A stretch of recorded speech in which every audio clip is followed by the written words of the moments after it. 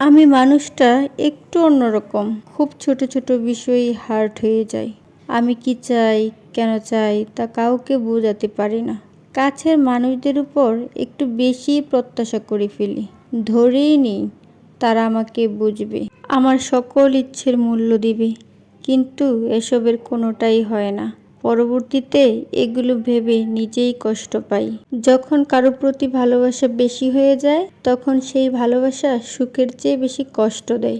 এই পৃথিবীতে কখনো কাউকে নিজের ভেবে জোর খাটানো উচিত নয়। কারণ যাকে তুমি সবচেয়ে নিজের আপন ভাববে, সময় আসলে সেই বুঝিয়ে দিবে তুমি তার কাছে কতটা প্রয়োজন ছিলে।